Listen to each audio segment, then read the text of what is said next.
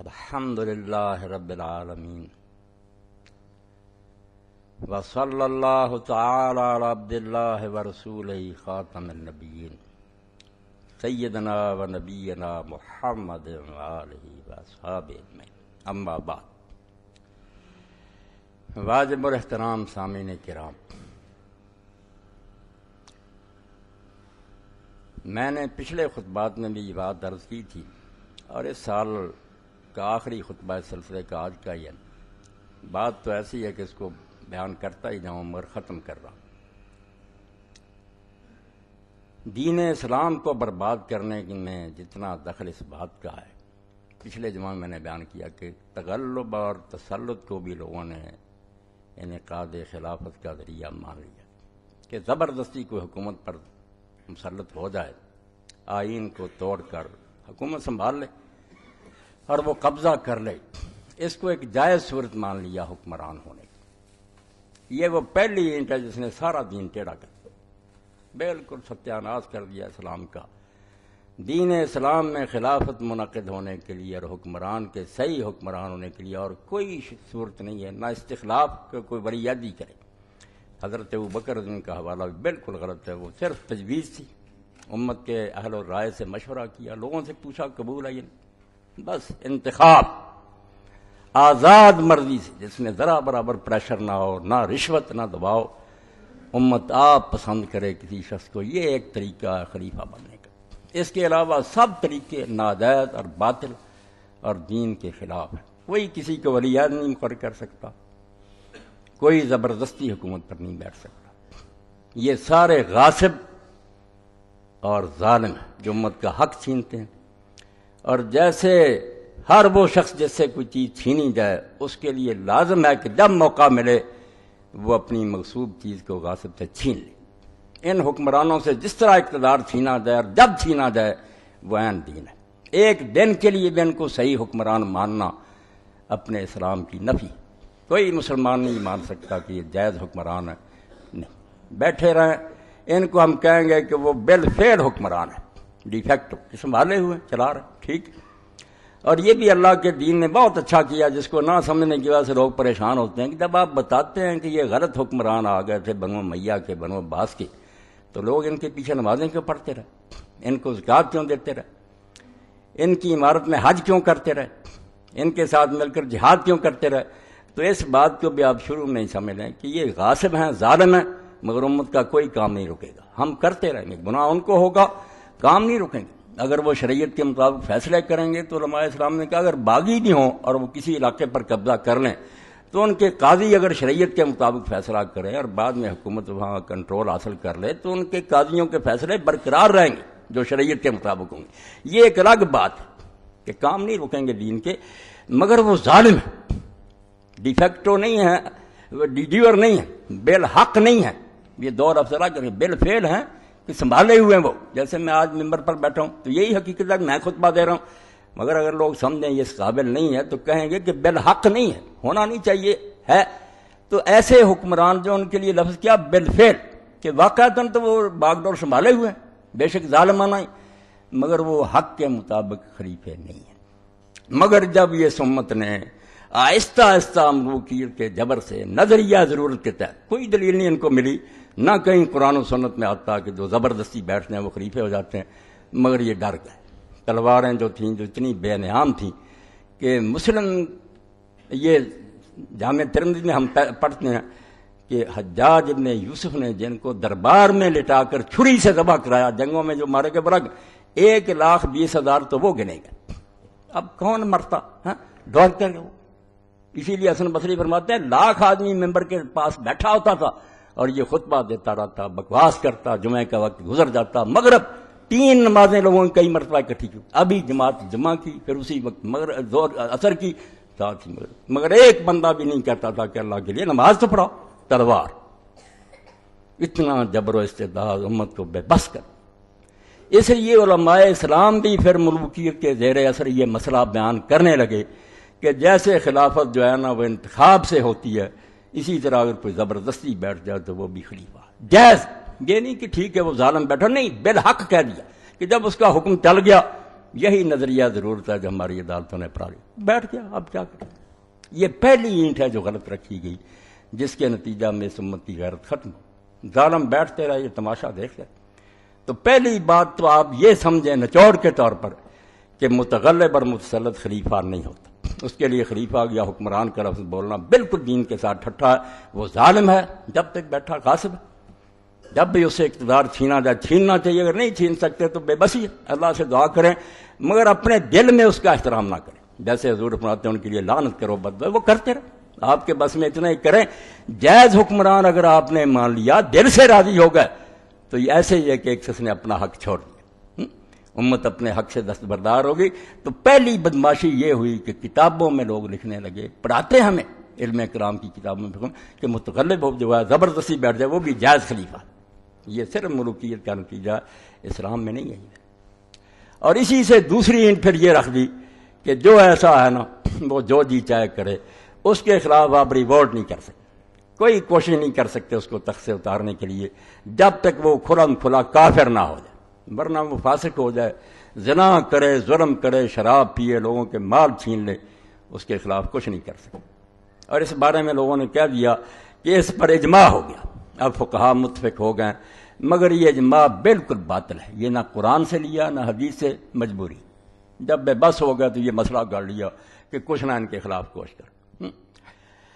اور اس کا برا نتیجہ جو میں نے دیکھا، سارا میں نے یہ دفتر کنگالا کہ اتنے اونچے آدمی ہیں، شاہ ولی اللہ رحمۃ اللہ علیہ اور امام شوکانی ہیں اللہ تعالیٰ میں، مولانا شرعی تھانوی، یہ بھی کہتے ہیں کہ جو لوگوں نے پہلے ائمہ کے خلاف خروج کیا، ان کو امام کہتے ہیں کہ یہ حکمران سے امام ہی، ان کے خلاف جو اٹھے نا حضرت حسین رضی اللہ، بعد میں بھی لوگ ان کو کہتے ہیں کہ وہ مجتہد، ہم ان کی خطا پر کہتے ہیں کہ غلطی کی، اللہ انہیں معاف کرے، مگر اب یہ بات ثابت ہو گئی ہے کہ وہ کنجر ہوں، بدماش ہوں، ان کے خلاف جو خروج کرے گا، جہاد کرے گا، وہ باغی ہے، مجرم ہے۔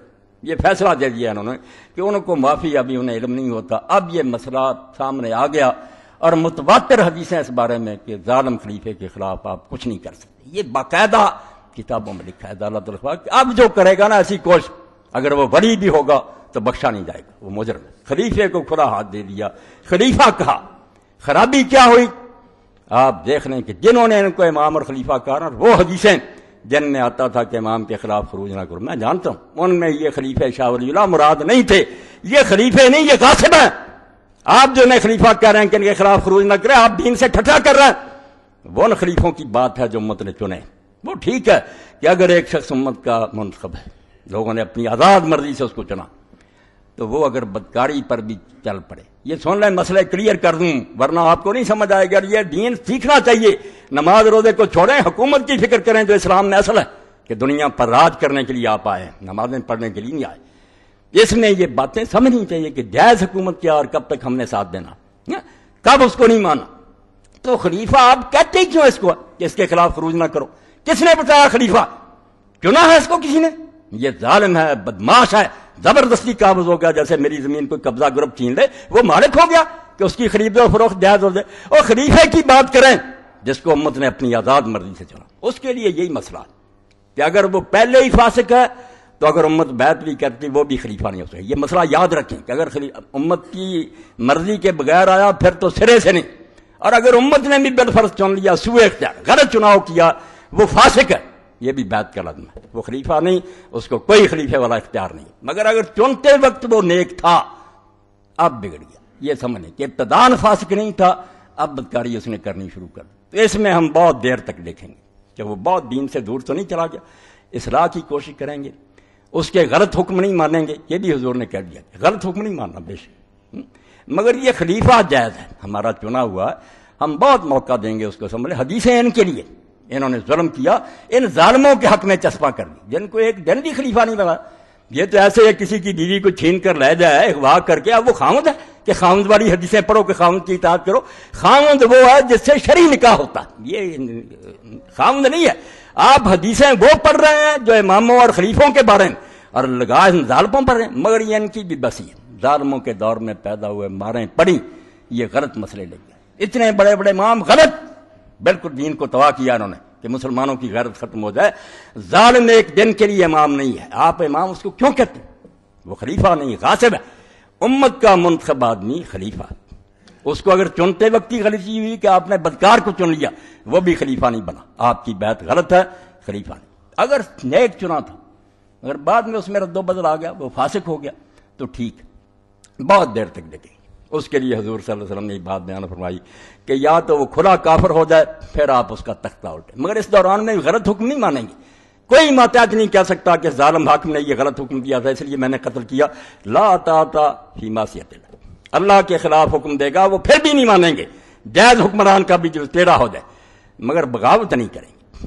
مسئلے ان کے لیے ہیں، صاف کرو، ورنہ شوکانی ارشاد ولی اللہ دین کا بیڑا غرق کر گیا کہ ظالموں کو اماموں والے حقوق دے دیے۔ ان کو امام بنایا کس نے؟ یہ تو ظالم چھین کر بیٹھ گئے۔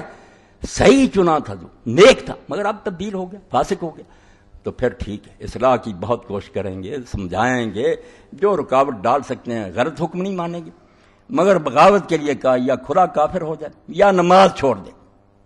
نماز کا بھی بیان فرمایا کہ اگر وہ نماز چھوڑ دے، اب ہمارے یہاں کہ نہیں صدر مملکت نہ پڑے، وزیر اعظم، کوئی ہمیں فرق نہیں نظر آتا کیا ہے، مگر دین کی روح سے سمجھ لیں کہ جب نماز کوئی حکمران چھوڑتا ہے، اب وہ ایک دن کے لیے مسلمانوں کا حکمران نہیں، بے شک چنا تھا نا، اب نہیں وہ حکم لا ما قام سرا، جب نماز ہی چھوڑ دی اس کمبخت نے، اب وہ اسلام کا کیا، کافر، بالکل وہ اس لائق ہے کہ فوراً اس کو اتار دیا جائے، اور جب تک نہیں اتارتے ہمیں کوشش کرنی چاہیے، طاقت حاصل کریں اس کو اتارے۔ نماز آخری نشانی ہے کہ اسلام سے اس کا کوئی تعلق ہے۔ اور ایک طرف آپ نے فرمایا کہ ایسی بات جس سے کفر ٹپکنا، کفر یہی نہیں کہ وہ کہہ دے میں نے کلمہ چھوڑا، ایسا شاید ہی کوئی کرے۔ شاہ اسماعیل شہید رحمۃ اللہ علیہ کی منصب امامت پڑھنی چاہیے، بہت اونچے آدمی تھے، انہوں نے بتایا کہ خلافت میں تبدیلی حکومت میں کیا آتی، اس میں ایک سلطنت کفر ہے، تو سلطنت کفر نہیں یہ ہندو ہو جائیں گے، نہیں ہوں گے، کلمہ پڑھیں گے، حج کریں گے، بیت اللہ کے اندر جائیں گے، کریں گے کیا، دین کی باتوں کا مذاق اڑائیں گے، قرآن کی بات ہوگی ٹھٹا، استخفاف کریں گے، کبھی داڑھی کا مذاق اڑائیں گے، کبھی برقعے کا اڑائیں گے، کبھی ہاتھ کاٹنے کا اڑائیں گے، یہ استخفاف دلیل ہوگا کہ اب یہ مسلمان نہیں ہے۔ کلمے کے انکار سے بڑھ کر یہ دلیل ہے، کلمے کوئی بات نہیں، استخفاف، دین کو ٹھٹا کر عمل نہ کریں تو کوتاہی ہے، مگر مذاق اڑائے گا۔ اسی لیے علماء اسلام نے کہا کوئی شخص بت کو سجدہ کر دیتا، زبان سے کلمہ پڑھتا، بھائی بت کے سجدے کو سب بچہ مسلمانوں کو جان رہا، یہ تو کافر کا کام، یہاں کلمہ نہیں دیکھا جائے گا، اس کا یہ عمل دلیل ہے کہ اب یہ مسلمان نہیں رہا۔ اور اسی طرح جس نے رسول کریم علیہ السلام کو معاذ اللہ گالی دے دی مسلم ہوتے ہوئے، اب کون بیوقوف سمجھے گا کہ یہ مسلمان رہا، کلمہ نہیں دیکھا۔ اور قرآن پاک اور حدیث کا ٹھٹھا، اس میں علماء نے یہاں تک لکھا کہ چھوٹی سے چھوٹی بات کہ مونچھیں کترانا، داڑھی بڑھانا، اگر اس کا بھی استخفاف کرتا نہیں مگر ٹھٹھا نہیں اڑاتا، اس کا ٹھٹھا اڑاتا، رسول کریم علیہ السلام کی ادنا سنت کا کافر ہونے کی دلیل کہ یہ شخص اسلام کو بالکل چھوڑ گیا۔ اس لیے یہ ساری بحثیں آپ ذہن میں رکھیں کہ حکمران اگر صحیح چنا تھا اس کی بات ہو رہی، جو چنا ہی نہیں یا پہلے سے ہی فاسق تھا، اس کی خلافت ایک دن کے لیے منعقد نہیں، اس کے لیے کوئی حدیث نہ پڑھیں کہ خلیفے کے خلاف، خلیفہ کہتے ہی کیوں آپ اس کو ظالم، وہ ایسے جیسے کوئی کسی کی بیوی اغوا کر کے لے گیا، کسی کے مکان پر ناجائز قبضہ کر لیا، اس کو وہ حدیثیں آپ اس کے لیے پڑھتے ہیں جو نیک لوگوں کے لیے، جو نیک تھا، عادل تھا، مسلمانوں نے اپنی وہ ہے صحیح حکمران۔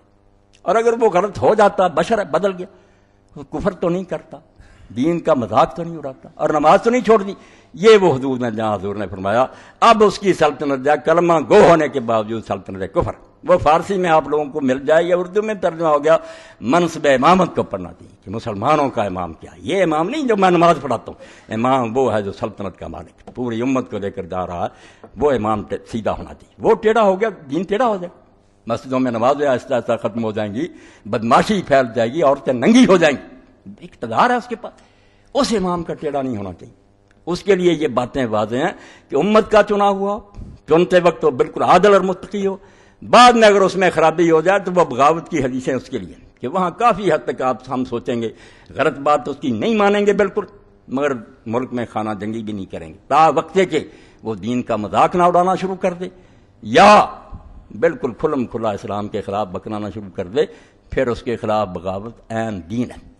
تو شاہ ولی اللہ رحمۃ اللہ علیہ کہتے ہیں کہ متواتر بالمعنی روایتیں، اور شوکانی بھی کہتے ہیں وہ ان کے لیے جو امام تھے باقی امت کے چنے وہ غلط ہو گئے، ان کے لیے وہ سب دیکھا جائے گا، بہت دیر تک صبر کیا جائے گا، مگر جو ایک دن کے لیے ہمارے چنے ہوئے الیکٹڈ امام نہیں ہے، وہ ظالم بیٹھ گئے، ان کو تو ہم برداشت نہیں کر رہے ہیں، ایسے ہی جیسے مرتا آدمی خنزیر کھاتا، بے بسی، ورنہ ہم دل سے اگر قبول کر رہے ہیں ہمارا ایمان ہی ختم ہو جائے، برائی سے نفرت نہ رہے، دین کا ستیہ ناش ہو جائے، نہیں وہ صحیح ہے. تو اس لیے ایک تو یہ بات آپ سمجھیں کہ دین کی بربادی میں ان دو چیزوں کا دخل ہے. پورا اسلام اس سے ٹیڑھا ہو گیا. یہ نمازیں جو آہستہ آہستہ چھوٹ گئیں، امت میں کرپشن آ گئی، سارا چیز امام ٹیڑھا ہو گیا. الناس علی دین ملوک، حکمران جب بگڑ جاتے ہیں تو لوگ ان کے طریقے پر چلتے ہیں. بالکل ماں روتے رہیں، درس ہوتے کچھ نہیں بھائی، سارا اقتدار ان کے پاس ہے، اسکول کالج ان کے پاس ہے، ذرائع جو ابلاغ ہیں ان کے پاس ہے. وہ ایک سیکنڈ میں ساری دنیا میں اپنی بات پھیلا سکتے ہیں. آپ کیا کریں گے؟ اس لیے اسلام میں سب سے زیادہ زور اس پر ہے کہ نہ نمازیں پڑھو، نہ رفع دین کرو، نہ امام دیکھو کہ جو سربراہ مملکت وہ تو ٹیڑھا نہیں ہو گیا. اگر ٹیڑھا اس کی فکر کرو. اگر یہ امام غلط ہو گیا، سربراہ غلط ہو گیا، آپ دین کو نہیں بچا سکتے. کارنر ہو جائے گا، آہستہ آہستہ یہ کونوں میں چلا جائے گا، دائرہ تنگ ہو جائے گا، اور تمہارے گھروں میں بھی دین نہیں رہنے دیں گے، تباہ ہو جائے گا سارا. تو دو مسئلے کہ جو زبردستی بیٹھ جائے اس کو بھی ان علماء نے کہہ دیا کہ جائز خلیفہ، اور دوسرا یہ کہ جو چاہے کرے ہم اس کے خلاف بغاوت نہیں کر سکتے. تو اس بارے میں احکام القرآن میں امام ابوبکر جساس کہتے ہیں، اور ان اہل حدیثوں کا رونا روتے ہیں. پچھلی مرتبہ میں کہا کئی ناراض ہوتے ہیں. دین کی بربادی میں سب سے زیادہ دخل ان کا ہے. انہوں نے یہ مسئلہ گڑھا کہ یہ سارے جو ہیں یہ خلیفے ہیں، ان کے خلاف بغاوت نہیں ہو سکتی. بالکل جھوٹا مسئلہ. ظالموں کی پشت پناہی انہوں نے کی. جو حدیثیں صحیح حکمرانوں کے بارے میں تھیں وہ ان ظالموں کو دے دیں کہ تم خلیفے اور امام ہو، تمہارے خلاف جو اٹھتا ہے وہ دوستی ہے، تم بڑی بڑی ہو، بے شک زنا کرو، چوری کرو. یہ انتہا درجے کے ظالم. دیکھتے ہیں وَهَذَا إِنَّمَا أَنكَرُوا عَلَيْهِ أَغْمَارُ أَصْحَابِ الْحَدِيثِ الَّذِينَ بِهِمْ فُقِدَ الْأَمْرُ بِالْمَعْرُوفِ وَالنَّهْيِ عَنِ الْمُنكَرِ. کہ دین کیوں برباد ہوا؟ یہ بیوقوف جو اہل حدیث پیدا ہو گئے، حدیثیں پڑھنے والے، جنہوں نے حدیثوں کو نہ سمجھا کہ یہ تو الیکٹڈ رہنمائی کی بات ہے، جو امت کے چنے ہوئے، جو نیک تھے اب ٹیڑھے ہو رہے ہیں. باتیں تو ان کی تم ان ظالموں کو کہہ رہے ہو کہ یہ خلیفے ان کے خلاف بغاوت نہ کرو، امت سے اکٹھی اٹھو نہ ورنہ تم دوزخ میں جاؤ. امت کب اکٹھی ہے؟ امت سے تو پوچھا ہی کسی نے. زبردستی بیٹھ گئے ہیں، رشوت دے کر بیٹھ گئے ہیں، ڈنڈے کے زور سے بیٹھے یہ حکمران. تو فرماتے ہیں کہ امام ابو حنیفہ رحمۃ اللہ علیہ نے جو کہا کہ یہ ظالم حاکم جو ہیں یہ حاکم نہیں ہے، ان کے خلاف جب موقع ملے جہاد کا. میں اسی بات سے خوش ہوں کہ ان اہل حدیثوں سے 1000 درجہ بہتر تھا ابو حنیفہ رحمۃ اللہ علیہ، امام مالک رحمۃ اللہ، جو دین کو سمجھتے تھے شروع میں تھے. یہ سب ان کے بعد پیدا ہوئے، یہ ظالموں کے دور میں پیدا ہوئے ہیں. انہوں نے ظالموں کو ساتھ دیا. امام احمد ابن حنبل نے، ابن تیمیہ نے، ان سب نے یہی مسئلے گڑھے کہ جو بیٹھ گیا ان کا ساتھ دو. یہ جھوٹے، بالکل جھوٹے ہیں. سچے امام یہ تھے دونوں جو پہلی اور دوسری صدی میں تھے، جو اٹھے. بالکل انہوں نے بنی عباس کے خلاف جہاد میں ساتھ دیا، انہوں نے بنی امیہ کے خلاف جہاد میں ساتھ دیا، اور یہاں تک ساتھ دیا کہ امام ابو حنیفہ رحمۃ اللہ علیہ سے ایک شخص نے پوچھا کہ یہ عبداللہ بن حسن کے بچے جو کھڑے ہوئے محمد نفس سے کیا اور یہ ابراہیم امام نے فرمایا 50 نفری حج کرنے سے زیادہ بہتر ہے کہ ان کا ساتھ ان ظالموں کا تختہ اٹھا. مسئلہ یہ تھا جس کو انہوں نے غرق کیا. شیخ الحدیث بنے بیٹھے ہیں. اجماع اس پر فقہا کا. کون ہے اجماع کرنے والے؟ وہ جو ظالموں کے زمانے میں پیدا ہوئے، جو وظیفے کھاتے رہے، وہ مسئلے کرتے ہیں کہ ان ظالموں کو سپورٹ کرو. ابو حنیفہ رحمۃ اللہ نے کہا 50 نفری حج کرنے سے بہتر ہے کہ ان کا ساتھ دو. اور اسی وجہ سے امام صاحب رحمۃ اللہ علیہ کو بعد میں مار پڑی، جیل خانے میں زبردستی زہر پیش کیا گیا. فرمایا میں نہیں پیوں گا، پلا دو. منہ کھول کر منصور کے لوگوں نے پلایا اور کوڑے مارے. امام کے بدن میں زہر اثر کر گیا. فرمایا مر جاؤں گا مگر میں یہ نہیں فتویٰ دوں گا کہ جو امت کے پوچھے بغیر زبردستی بیٹھ گئے ان کی بیعت ہے اور یہ خلیفے. اور امام مالک رحمۃ اللہ نے یہی بات کہی. لوگوں نے ان سے پوچھا کہ یہ بیعت جو لیتے ہیں، ان مولویوں سے پوچھا نا، شیخ الحدیثوں سے. انہوں نے کہا لوگ تو پھر جاتے ہیں، بیعت کرتے ہیں، بعد میں پھر جاتے ہیں اور لوگوں کا ساتھ دے دیتے ہیں، نیک لوگوں کا، تمہارا تختہ اٹھنے کی. تو انہوں نے ایک حجاجی قسم نکالی. حجاج بن یوسف زارن کے نام پر مشہور ہے. مولویوں نے بتایا کہ تم یہ قسم لیا کرو کہ میں بیعت کر رہا ہوں اس کی، اور اگر میں اس بیعت سے پھروں تو میری بیویوں کو طلاق، میرے غلام آزاد، اور میرا سارا مال اللہ کی راہ میں صدقہ، کہ یہ منواؤ اس سے تاکہ پھریں تو سب کچھ ہو جائے. اب امام مالک رحمۃ اللہ علیہ سے لوگوں نے پوچھا کہ یہ قسم لیتے ہیں عباسی؟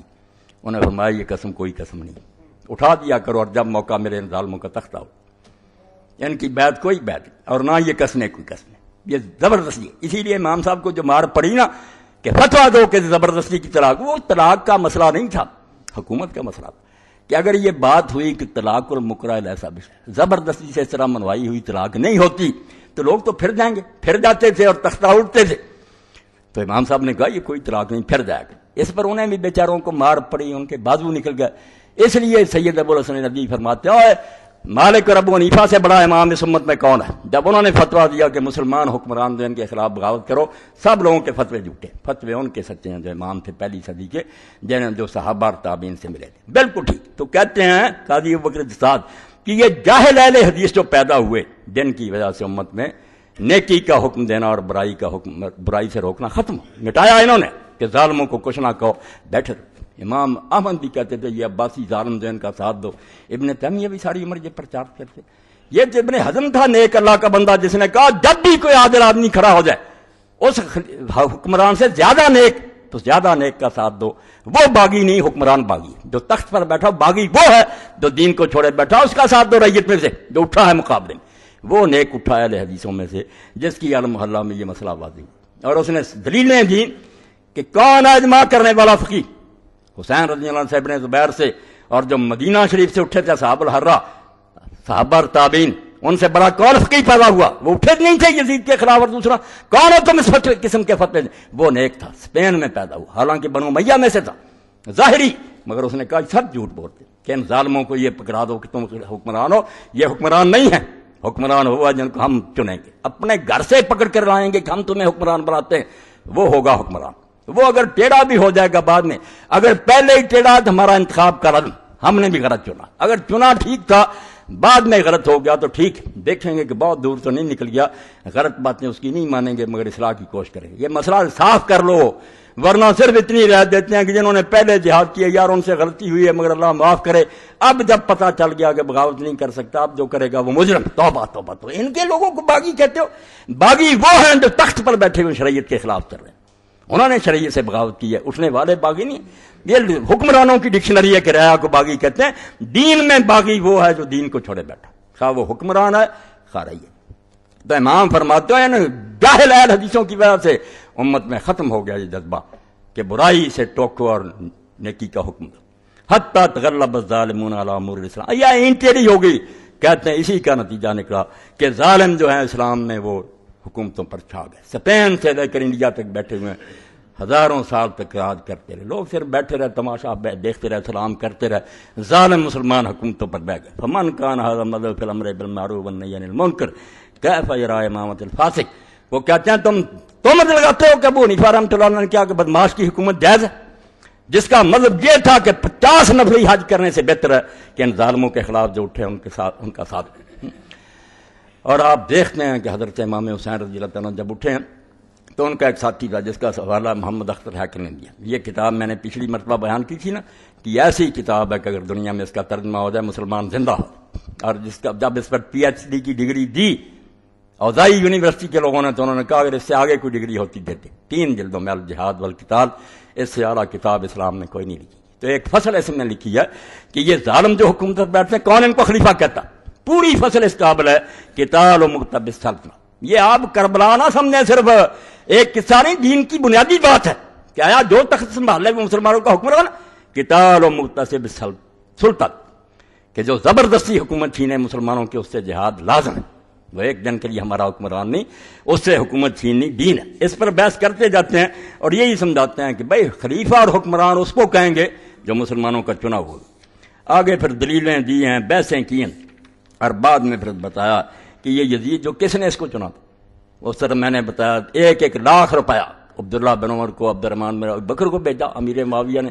بعد میں کہا یار یزید کی بیعت کرو، انہوں نے کہا ہمارا دین اتنا سستا، کچھ لوگوں کو تلواریں دکھائیں کہ جو نہیں مانے گا یہ علاج ہوگا، یہ بیعت نہیں جبر۔ بالکل اس کو بھی ثابت کیا کہ ایک دن کے لیے وہ حکمران نہیں ہے، مختصب سلطنت، مسلمانوں کا اقتدار اس نے بزور تلوار چھینا ہے اور اس کے لیے امت پر فرض تھا کہ وہ اس کو چھینے، اس لیے امام حسین کا جو ہے جہاد ہے جہاد۔ اور اس پر واقعہ لکھا ہے، انہوں نے تھوڑا لکھا مگر وہ حوالہ دیا کہ امام حسین رضی اللہ کے ساتھی کیا سمجھتے۔ تو حسین ابن علی رضی اللہ کے ساتھ جو لوگ لقتال قوات یزید ابن معاویہ المقتدی بالخلافہ الفاظ سنیں 202 صفحہ ہے، فرماتے ہیں جو اس قوت کے ساتھ ظالم چھین کر بیٹھ گیا سلطنت، ہمیں اس سے بحث نہیں۔ یہ لوگ جو بے وقوف ہیں وہ شراب پیتا تو کوئی نہیں، میں نے کہا اگر وہ ابو بکر بھی ہوتا تو ظالم ہوتا، اس طرح حکومت سنبھالنے کا اسلام میں جواز نہیں، اس کے ذاتی کردار کی بات نہیں، خلاف آئین ہے یہ معاملہ۔ اس کو سمجھو کہ دین اسلام میں آئین کے اندر کسی کو اجازت نہیں کہ حکومت پر آئے جب تک امت نہ چنے اس۔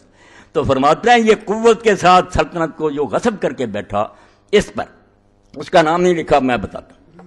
تو وہ آدمی تھا عبداللہ ابن عمیر کلبی، یہ کوفہ کا تھا، جس کا وہاں مکان تھا، بڑا امیر آدمی تھا، بیوی تھی اس کی ام وہب. اس نے دیکھا کہ لشکر جو ہیں وہ اکٹھے کیے جا رہے ہیں. اس نے پوچھا کہ یہ فوج کدھر بھیجی جا رہی تھی. لوگوں نے بتایا کہ یہ امام حسین رضی اللہ عنہ کے مقابلہ میں عبید اللہ ابن زیاد بھیج رہا. تو اس وقت اس نے اپنے دل میں کہا جو انہوں نے لکھا واللہ لقد کنت علی جہاد اہل شرک حریصا، کہ اللہ کی قسم مجھے بڑا شوق تھا کہ میں مشرکوں سے جنگ کروں، کافروں سے جہاد کرنے کا مجھے بڑا شوق تھا. وَإِنِّي لَأَرْجُو أَن يَكُونَ أَلَّا يَكُونَ جِهَادُ هَؤُلَاءِ الَّذِينَ يَغْزُونَ ابْنَ بِنْتِ رَبِيعٍ مَا أَسْرَىٰ صَحَابًا مِنْ أَصْحَابِهِ إِيَّاهُ فِي جِهَادِ الْمُشْرِكِينَ. مگر اب مجھے اللہ سے امید ہے کہ مشرکوں کے ساتھ جہاد سے جو مجھے ثواب ملنا تھا اس سے زیادہ ثواب ہوگا جب میں ان ظالموں سے لڑوں گا جو اللہ کے رسول کی بیٹی کے بیٹے کے ساتھ لڑنے جا رہے ہیں، جو فرزند رسول کے ساتھ لڑنے کے لیے جا رہے ہیں. ان سے میں جہاد کروں گا تو وہ کافروں کی بجائے زیادہ مناسب. یہ ہے اصل دین جو گم کر دیا نا مولویوں نے فتوے دے دے کہ جو خبیث بیٹھ جائے حکمران. اور وہ گیا پھر اپنی بیوی ام وہب کے پاس. اس نے کہا ام وہب سن لا، میرا تیرا بڑا پیار تھا مگر میں نے ایک فیصلہ کر لیا. یہ بات ہے کہ میں نے لشکر دیکھے ہیں، وہ ظالم جا رہے ہیں فرزند رسول کے مقابلہ میں، اب میں جا رہا ہوں. اس نے کہا اللہ آپ کا یہ فیصلہ آپ کو مبارک کرے، میں ساتھ جاؤں. لے گیا حضرت امام حسین رضی اللہ عنہ سے جا کر ملا، ساری بات سنائی. اب یہ لشکر میں جب گیا سر کاٹا، انہوں نے پھر بیوی کی طرف پھینک لیا، اس نے گود میں لیا. وہ ساری تفصیل آپ تبری میں پڑھ رہے ہیں. چوما اس نے کہا اللہ تجھے جزائے خیر جو تیری نیت تھی وہ تو نے پوری کر.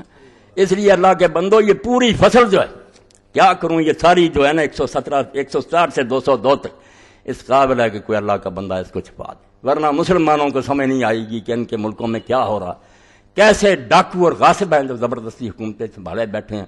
یہ فصل پوری چاہیے کہ یہ حکمران نہیں ہے، نہ ان کو کوئی امام کہے نہ خلیفہ کہے.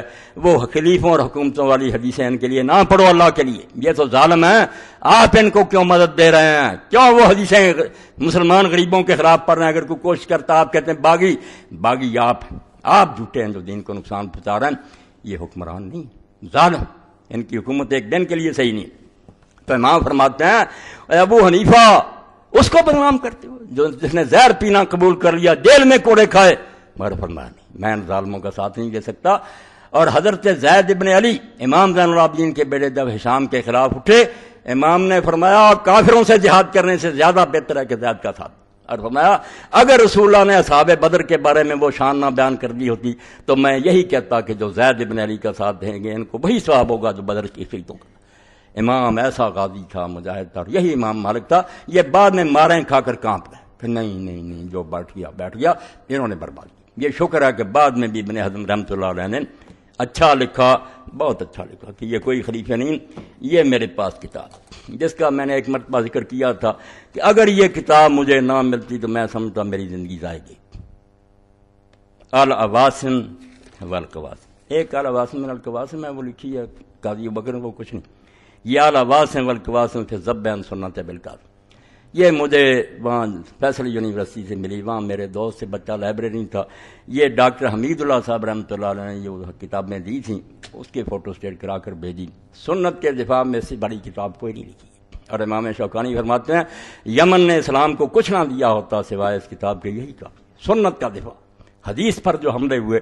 اب ان لوگوں نے یمن کے لوگوں نے کہا ہے محمد بن ابراہیم وزیر کیسے اہل سنت کے مدد کو مانتے پھرتے جو کہتے ہیں کہ ظالم بھی خلیفے اور یزید کے خلاف اٹھنے والے باغی ان میں شامل ہو گیا. اس نے پھر اہل سنت کی کتابوں میں پوری فصل لکھی کہ آپ نے اہل سنت کی کتابیں نہیں پڑھی، یہ بیوقوف اور نادان ہیں جو ایسی باتیں کہتے ہیں. یہ پڑھو امام ذہبی اور سارے ابن حزم، سب ملعون کہتے ہیں یزید کے اور سارے کوئی خلیفہ نہیں. اور اس نے بچایا، ورنہ وہ یمنی لے گئے کہ یہ اہل سنت کا مطلب ہے جو ظالموں کی حمایت کرتا. تو امام نے پھر اس پر لکھا اور یہ امام ابن حزم رحمۃ اللہ علیہ کا حوالہ بھی دیا جو سارے لکھ دیتے ہیں فتح الباری میں ابن حزم کہ اجماع ہو گیا فقہ. اور کون سے اجماع جو جوتیاں کھا کر مان گئے کہ جو بیٹھ جائے ٹھیک ہے. امام نے کہا، امام ابن حزم فرماتے ہیں ورایت لبعض من نسب نفسه للامامۃ والکلام فی الدین فصول ذکر فی الاجماع، 76 صفحہ اور جلد ہے اس کی 8. امام ابن حزم آپ دیکھیں یہ نسلاً اموی ہیں، بنو امیہ سے، مگر عالم ہے ظاہری، کتاب و سنت کا دیوانہ تھا، المحلہ لکھی. وہ کہتے ہیں میں نے ایک شخص کو دیکھا جو اپنے آپ کو دین کا عالم کہتا ہے اور کتابیں لکھتا ہے. اس نے ایک کتاب لکھی ہے جس میں ذکر کیا اجماع کا کہ اجماع ہو گیا ساری امت متفق فاتا فی اب کلام اللہ سکتان الکان اسلم علیہ فی اخرى. کہتے ہیں اس میں ایسی باتیں اس نے کہیں کہ اگر وہ اس سے خاموش رہتا نہ لکھتا تو اس کی عاقبت کے لیے اچھا ہوتا. اس نے اپنی عاقبت گندی کی وہ سے لے کر ایسی باتیں کی. بل الخرسکان اسلم علیہ، بلکہ وہ گنگا پیدا ہوتا تو اس کے لیے اچھا تھا. ایسی کتاب لکھنے سے وہ گنگا رہتا. امام لکھتا ہے جس میں دین کی غیرت تھی. وہ شیخ الحدیث نہیں تھا کہ چندے لو ملوکیتوں سے اور کھاؤ مدرسے چلاؤ اور کہو ملوکیت ٹھیک ہے. ملوکیت جو اسلام میں کہ در دینش ملوکیت حرام است. اقبال فرماتے ہیں اس نبی کے معنی جس کے دین میں ملوکیت کفر ہے. بندہ ملک بن جائے کہ میں بادشاہ ہوں تو مسکات میں ساتھ دیتے ہو. ظالم بادشاہوں کا پیسے کھاتے ہیں، ان سے فنڈ لیتے ہیں اور مدرسے چلاتے ہیں، ان کی حمایت کرتے ہیں. تو فرماتے ہیں اگر وہ گنگا ہوتا اچھا تھا. وہ ابن مجاہد البصری المتکلم الطائی للمقر. کون ہے وہ؟ ابن مجاہد بصرے کا رہنے والا متکلم قبیلہ تیس. فإنه ذکر فی مدعا فی الاجماع. تو اس نے جو حوالے دیے ہیں کہ اس بات پر بھی علماء کا اتفاق ہے. اتفاق تو ہونا تھا، ڈنڈے پڑے سارے مان گئے. یہ قرآن حدیث کی بجائے بنا دیا، اینٹ ٹیڑھی کر دی. ان مجموران لا یخرج الائمۃ الجار. کیا مسئلہ لکھ لیا؟ توبہ توبہ، چھوڑ دین کو چھری پھیر دی کہ اس پر اجماع ہو گیا امت کا کہ ظالم حاکم جو جی چاہے کریں ان کے خلاف نہیں اٹھنا. اس کو ابن حزم کہتے ہیں کاش یہ گنگا ہوتا نہ کتاب لکھتا، اس کی عاقبت سنور جاتی. فاستعظمت ذلک. تمام فرماتا میں کانپ گیا یہ مسئلہ دیکھ کر، میرے رونگٹے کھڑے ہو گئے کہ ظالم دین کو ذبح کر دیں، کہ ظالم بیٹھ جائیں ان کے خلاف نہ اٹھو. ولا امری انه لازم ان يكون قادم علم ان مخالف الاجماع کافر. اور اللہ کی قسم اس سے بڑا جرم مجھے یہ نظر آیا کہ اس کو یہ بھی نہیں پتا کہ اگر اجماع ہے تو جو اجماع کے خلاف کریں گے تو کافر ہو جائیں گے. اجماع چھوٹی بات ہوتی ہے کہ سارے عالم متفق ہیں، پھر جو اسے باہر نکلے مسلمان رہے گا کافر ہو جائے گا. فیلقی هذا الناس. لوگوں کو لے کر دیے. وقاد علم ان فاضل صحابہ بقیت سلف یوم الحرہ خرج ولا یزید ابن معاویہ. کہتا ہے اس کو پتہ نہیں تھا، مولوی بنا پھرتا تھا کہ حرہ کے دن پورا مدینہ سارے صحابہ اور تابعین جو زندہ تھے وہ یزید کے خلاف اٹھے ہی نہیں اٹھے. تو اجماع اگر ہے تو کافر ہو گئے سارے. سارا مدینہ جتنے زندہ تھے مہاجر انصار، امام حسین تنہا نہیں رہا. یہ باتیں جھوٹی ہیں کہ ساری امت ساتھ تھی، صرف یہ گونگے تھے، ڈرے ہوئے تھے. جب امام حسین نے شہادت دے کر جرأت دلائی پورا مدینہ بھاگ. ایک بھی نہیں رہا ابن عمر کے سوا. ابن عمر تو کمزور آدمی تھے، جو بیٹھ گیا اس کا ساتھ دیتے، ڈرتے بیچارے. مگر باقی سارا مدینہ مہاجر انصار بھاگ. 3 دن مدینہ شریف پر تباہ کیا گیا. چلو ان بیچاروں کس میں شہادت دی. تو فرماتے ہیں یہ مولوی جو تھا ابن مجاہد تائی، اس کو پتہ نہیں تھا کہ افاضل صحابہ جو چوٹی کے صحابہ تھے وبقیت السلف اور جو نیک لوگ زندہ تھے اس یوم الحرہ اور مدینے والی جنگ میں کربلا کے بعد خرج ولا یزید ابن معاویہ وان ابن زبیر ومن تاب من خیار الناس خرج ولا. اور اس کو یہ بھی شرم نہیں آئی کہ عبداللہ ابن زبیر جیسا صحابی اور ان گنت مسلمان اس کے تحت مکہ میں اور مدینہ میں یزید کے خلاف نہیں اٹھے اور سارے علاقے چھین کر وہ خلیفہ نہیں بنے. وان الحسین ابن علی ومن تاب من خیار المسلمین خرج ولا ایدن رضی اللہ عنہ الخارجین علیہ ولانا قطرت. کہتا حسین ابن علی اور ان کے ساتھ جو نیک مسلمان تھے سارے اٹھے اور دعا سن لیں. کٹڑ اہل حدیث ظاہری اموی کیا دعا کرتا، یہی میری دعا. ناراض ہوں لعنت پر، کرتا ہوں لعنت ان پر. رضی اللہ عنہ الخارجین علیہ، جو یزید کے خلاف اٹھے تھے اللہ ان سے راضی ہو. ولانا قتلتہم، اور جنہوں نے ان کو قتل کیا نیک لوگوں کو اللہ کی ان پر لعنت. وہ سارے حکومت کے عامیون پر اللہ کی لعنت. وان الحسن البصری و کابر التابعین خرج الحجاج بسیوف. اور اس کے بعد کہتا 4000 قرآن کا عالم جو ساری دنیا میں تھا قراء، وہ سارے قرآن کو مان والے میدان میں آئے کہ نہیں. قراء کا جنگ حجاج بن یوسف کے خلاف تلواریں لے کر نہیں آئے. سعید بن جبیر جیسے آترا ہؤلاء کفر. وہ کہتا ابن مجاہد تائی جو فتویٰ دیتا کیا یہ سارے کافر ہو گئے؟ اگر اجماع تھا تو یہ سارے صحابہ اور تابعین کافر ہیں. بل واللہ من کفرهم فهو حق بالکفر منهم. بلکہ اللہ کی قسم جو ان کو کافر کہتا ہے وہ زیادہ لائق ہے کہ اس بدماش کو کافر کہا جائے. کافر تو ہے وہ نہیں تھی. ولا امری لو کان اختلاف نے یخفى لا ذر نہ ہو. اور کہتے ہیں اگر کوئی ایسا اختلاف ہوتا کہ وہ چھپا ہوا ہوتا پھر بھی ہم معذور سمجھتے کہ اس بیوقوف کو علم نہیں ہوا. مگر یہ تو آسمان کے سورج کی طرح پتہ ہے کہ مدینہ سارا اور مکہ اور مصر و شام سارے خلاف اٹھے تھے ان کے. ولیکن مشہور یعرف اکثر من فی الاسواق والمخدرات فی قدورہن الاشتہار، مگر یہ تو ایسا مسئلہ ہے جو مشہور ہے، جس کو بازاروں میں گھومنے والے بچے عورتیں بھی جانتے کہ مدینہ اٹھا تھا، حسین اٹھے تھے، تابعین اٹھے تھے، اور پردوں میں چھپی ہوئی عورتیں بھی جانتی ہیں کہ ایسا ہوا تھا۔ ولیکن یحق علی المرء ان یختم کلامہ ویضم الی بعد تحقیق المیل، تو چاہیے کہ جس کو اللہ نے عقل دی ہے وہ اپنے کلام کو لگام دے، کتابیں لکھنے سے پہلے 1000 مرتبہ سوچے کہ میں کیا بکنے لگاؤں، وَيَعْلَمَ اللَّهُ تَعَالَى بِالْمِرْصَادِ، اور سوچے کہ جو میں کہہ رہا ہوں اللہ دیکھ رہا، میں نے اس کا حساب، ناراض ہوئے ہیں، وَأَنَّ كَلَامَ الْمَرْءِ مَحْسُوبٌ مَكْتُوبٌ مَسْئُولٌ عَنْهُ يَوْمَ الْقِيَامَةِ، اور پتہ ہے کہ ایک ایک بات پر تو اسے سوال ہوگا اللہ کے ہاں، مُقَلَّدًا أَجْرَ مَنِ اتَّبَعَ عَلَيْهِ وِزْرَهُ، جو تیری بات سن کر اس پر چلیں گے یا اس کا ثواب تجھے ملے گا، یا جتنوں کو تو گمراہ کر کے مرا سب کا تجھے عذاب ہوگا۔ انتہا بحروف وقرر رفقی جمال الدین الرحیم لم یعترض، کہتے ہیں جمال الدین فقیم نے یہ ساری عبارت لکھی، اس کو قائم رکھا، کوئی اعتراض نہیں کیا۔ یہ میں نے حوالہ پڑھ دیا کہ ظاہری ہے، جیسے ابن حزم کی عالم محلہ ایر حدیث بھی وہاں نہیں جاتے جہاں تک وہ گیا، بالکل خالص کتاب و سنت اور بنو امیہ سے، مگر وہ کہتا تم ان ظالموں کی حمایت کرتے ہو، ان کا کہتے ہو کہ یہ خلیفے ہیں۔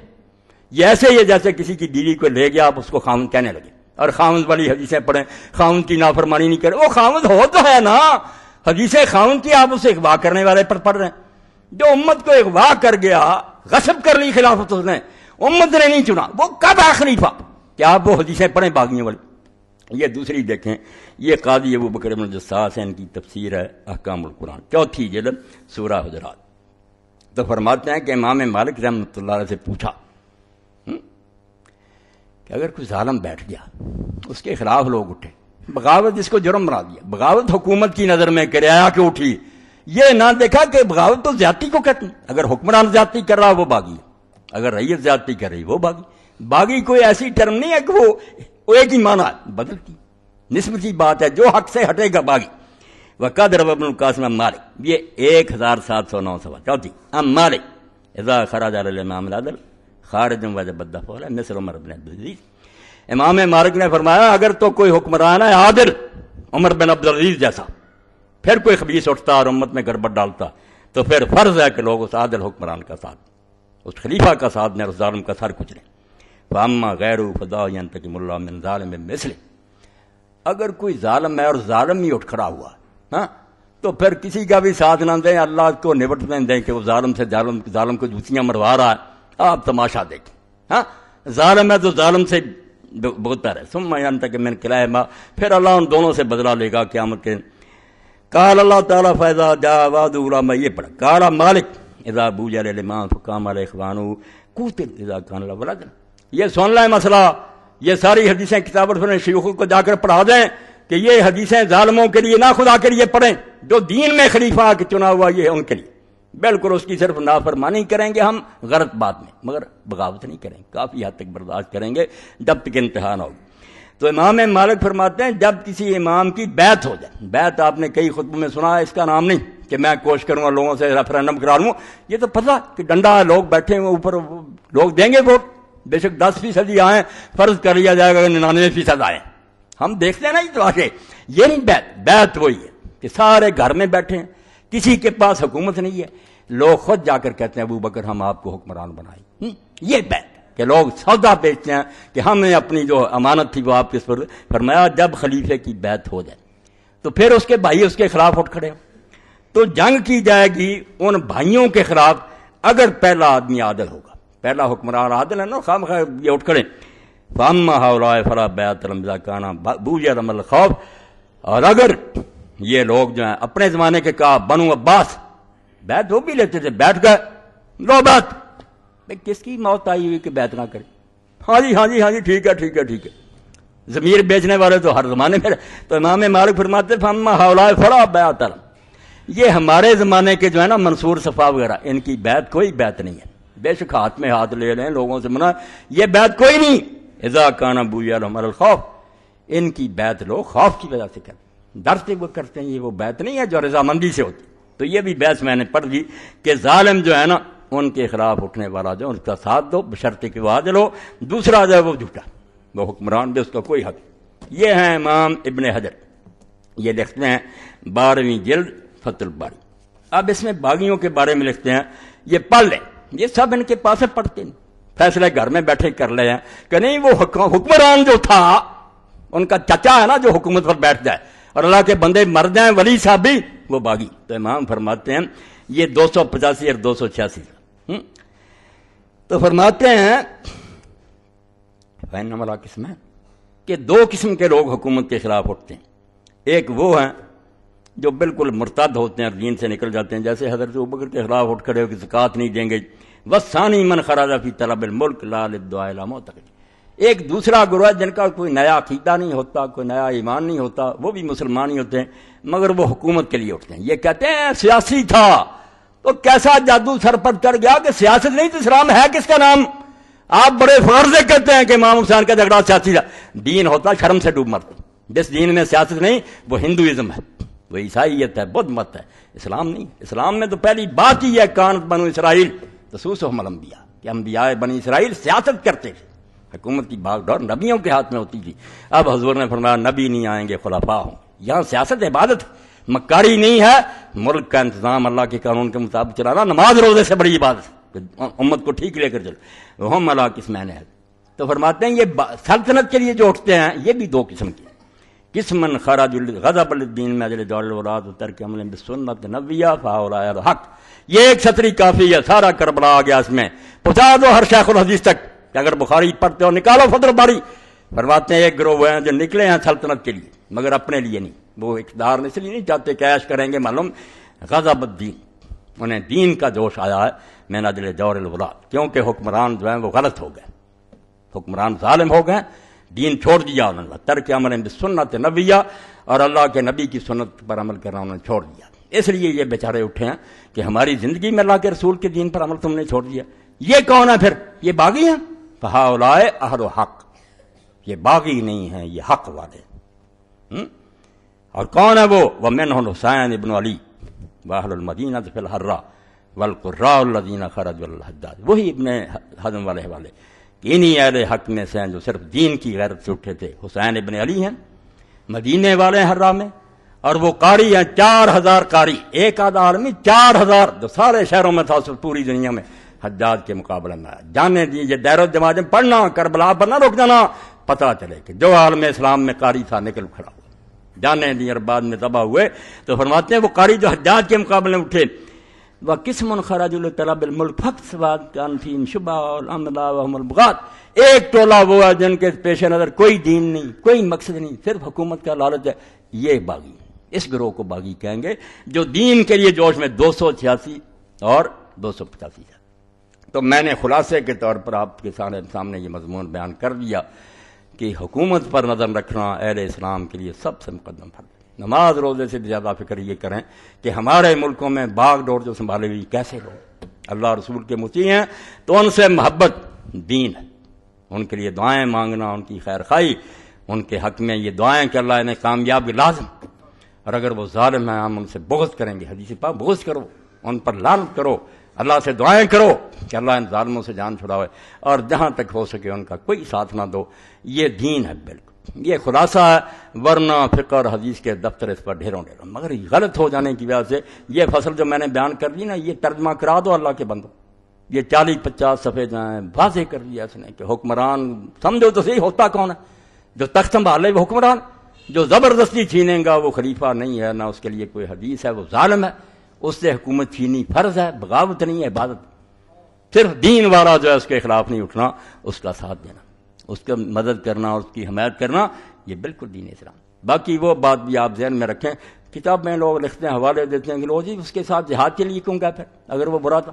صحیح بخاری دیکھ لیں، ابو داؤد دیکھ لیں، یہ تو اللہ کے رسول نے مہربانی فرمائی کہ ہمارا کام رکا نہیں، فرمایا امام بر بھی ہوگا یا فاجر ہوگا، حکمران نیک ہوگا یا بدماش ہوگا، جہاد نہ روکنا، تم نہ دیکھنا وہ جہنم میں جائے، تم نیت نیک سے جہاد کرنا۔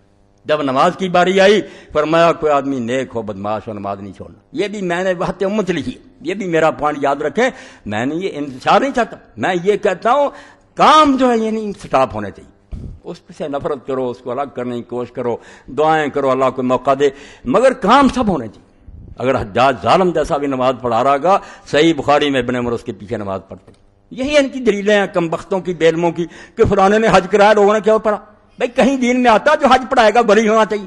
فاسق پڑھاتے رہے، لوگ ان کے پیچھے پڑھتے رہے۔ علماء نے اس سے نتیجہ یہ نکالا کہ فاسق کی امامت بھی جائز ہے۔ اور جب دلیل کی ہے کہ کیوں بدکار کے پیچھے نماز جائز ہے، فرماتے ہیں لوگوں نے حجاج کے پیچھے نہیں پڑھی، وہ افسق اہل البریہ، امام ابن فرماتے ہو کائنات میں سب سے بڑا بدماش تھا، لوگ اس کے پیچھے نماز پڑھتے تھے۔ اس لیے نماز جو مولوی کہے نا سن لو، کسی مولوی کی بات نہیں ماننی، ہر فرقے کے پیچھے پڑھو، ہر شخص کے پیچھے پڑھو، اس کے اعمال اس کے ساتھ۔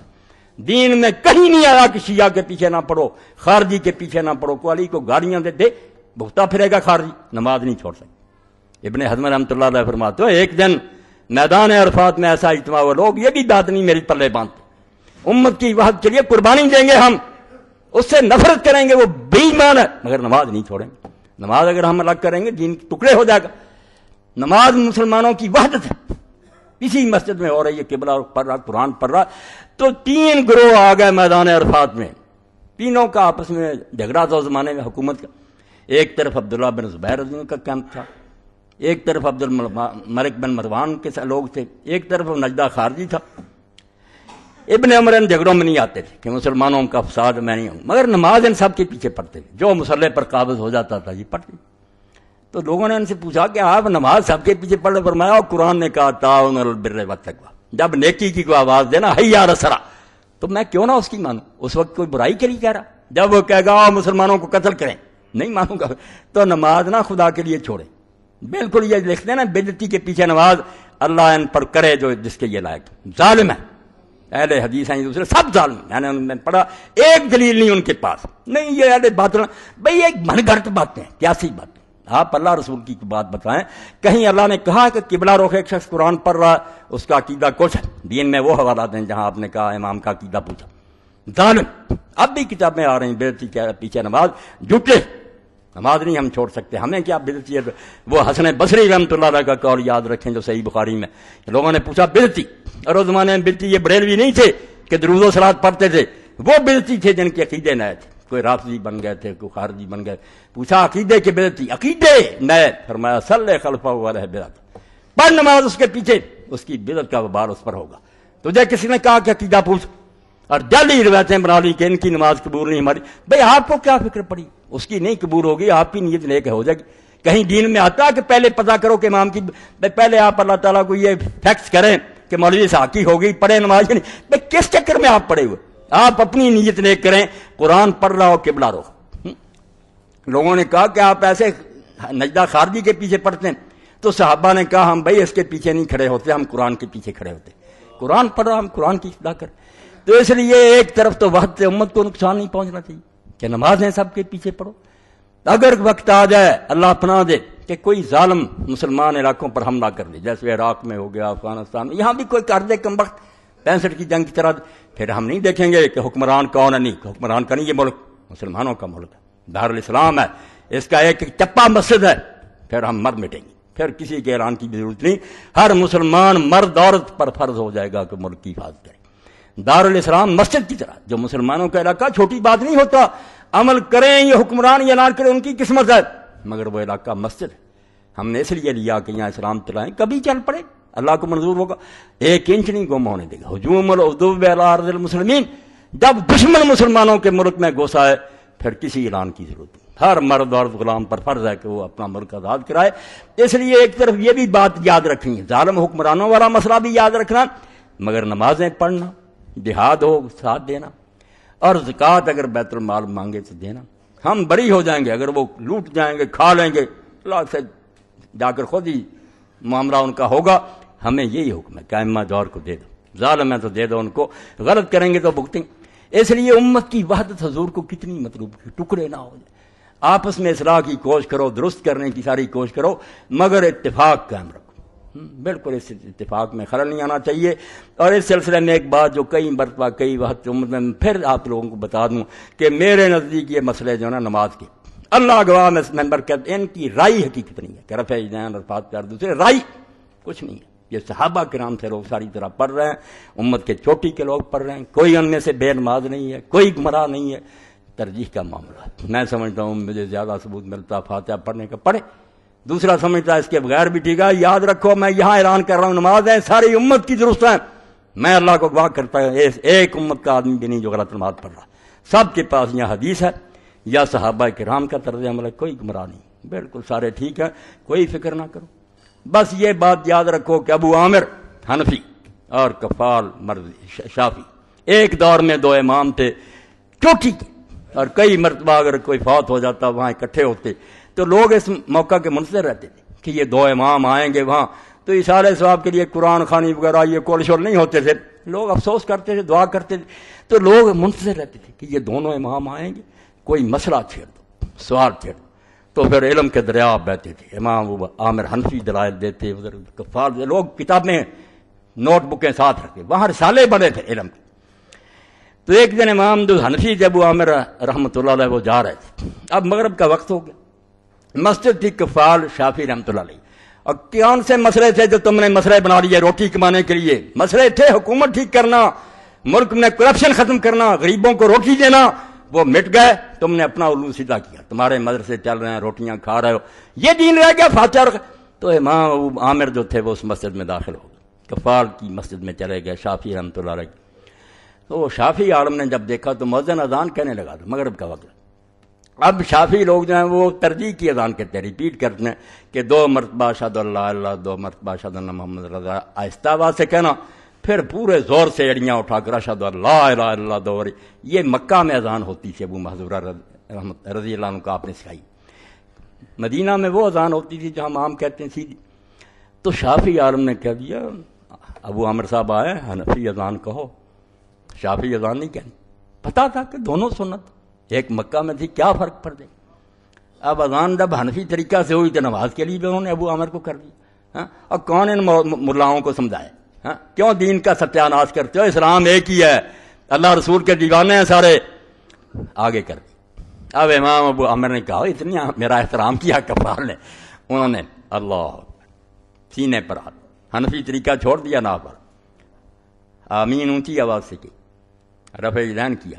یہ خود واقعہ مولانا نور شاہ رحمۃ اللہ علیہ نے اور مولانا یوسف بن نوری رحمۃ اللہ نے معارف سنن میں لکھا، کتنی بڑی اونچی مثال کہ کوئی نمازوں کا نہیں بگڑتا، میں رفع یدین چھوڑ دوں وہ حنفی کر لے، کوئی اچھوت نہیں ہو جائے گا۔ سب لوگوں نے یہ شرارتیں شروع کر رکھی ہیں، کوئی بات نہیں، کوئی اللہ کا بندہ جس کے سر پر آپ قرآن رکھ دیں کہ اللہ کو حاضر ناظر کیا ہے، صحابہ کرام میں دونوں طرح کے لوگ تھے، رفع یدین کرتے تھے، چھوڑتے نہیں، مانیں گے۔ امام ترمذی سے بڑا امام بخاری کا کون شاگرد ہے؟ وہ خود کہتے کہ کرنے والے بھی تھے، چھوڑنے والے۔ اب وہ صحابہ کرام بے دین مرے ہیں، توبہ توبہ، بے نماز مرے، اللہ سے ڈر جاؤ، بعد آ جاؤ، جو آپ کو پسند ہے وہ کرو، اور اگر اچھا کریں تو اس طرح کرو جیسے امام سفیان ابن عیینہ کرتے تھے، کسی نماز میں کر لیا کرو، کسی میں چھوڑ دیا کرو، تاکہ دل میں سے یہ نفرت اور کینہ جاتا رہے۔ آپ سمجھے دونوں حضور کی سنت ہیں، فعلوا مرۃ وترک مرۃ۔ شاہ ولی اللہ فرماتے ہیں کبھی حضور کسی نماز میں کر لیتے تھے، کسی والکل سنہ، دونوں ہی سنتیں، بلے کل نسل اصیل، دونوں کی بڑی گہری بنیادیں ہیں، مگر فرقہ پرست مولوی یہ بات نہیں کہے گا۔ ملا یہ جس کو کہتے ہیں نا، ہے دونوں نے گالی بنا لی مگر بات ٹھیک ہے، ملا یہ یہی ہے، تعصب ہے، تشدد ہے، دوسروں کو مسلمان نہ سمجھیں۔ تو اللہ کے لیے یہ 1 سال کا میرا آخری خطبہ تھا اس خلافت کے بارے میں۔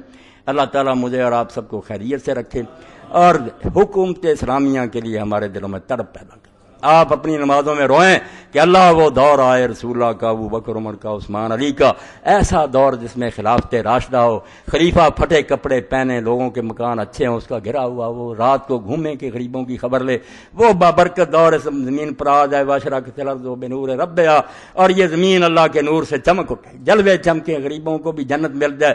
اس کے لیے کوئی کوشش کرو، جو اصل دین ہے یہ چھوٹے چھوٹے مسئلے کوئی نہیں، یہ وقت گزاری کے لیے اپنی دکانیں چمکانے کے لیے ہیں۔ وآخر دعوانا الحمدللہ رب العالمین وصلی اللہ تعالی علی خیر خلقہ محمد وآلہ وصحبہ اجمعین۔ بسم اللہ۔